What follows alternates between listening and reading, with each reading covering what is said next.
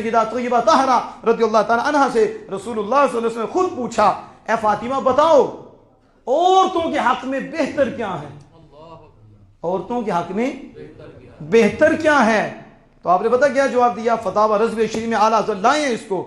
آپ نے آگے سے عرض کی عورتوں کے حق میں بہتر یہ ہے نامحرم اسے نہ دیکھے. کیا بہتر ہے؟ نامحرم اسے نہ دیکھے. حضور نے گلے سے لگا لیا، آپ اتنے ہوش ہوئے کہ سینے سے لگا لیا. میرے رب نے میری بیٹی کو کتنی پاکیزگی عطا فرمائی ہے.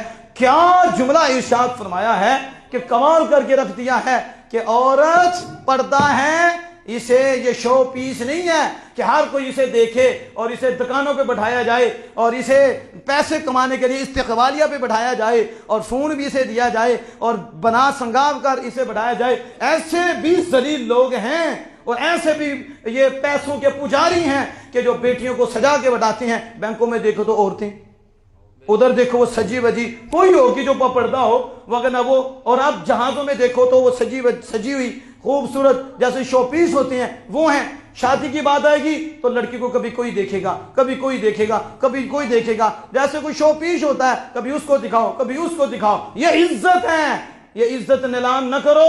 رسول اللہ صلی اللہ علیہ وسلم اتنے خوش ہوئے کہ سیدہ کو کس نے بتایا ہے؟ یہ یقیناً حضور کا فیض ہے، یہ حضور کی تربیت ہے، یہ آپ کی نگاہ ہے کہ جس نے اتنا پاکیزہ کیا کہ جملہ کیا تھا؟ عورت کہتے ہی اس کو ہے جسے نامحرم نہ دیکھے.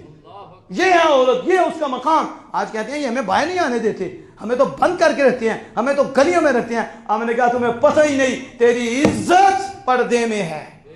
تیری عزت تجھے اسلام نے عزت دی ہے، اسلام نے تمہیں مقام اور عروج دیا ہے. وگرنہ تو منڈیوں میں بکتی تھی، وہ تو ماؤں کی نیلامی لگ جاتی تھی. نہ ماں کی عزت تھی نہ بیٹیوں کی عزت تھی. یہ تو آمینہ کے لال آئے ہیں، ماں کے قدموں کے نیچے جنت بھی آ گئی ہے.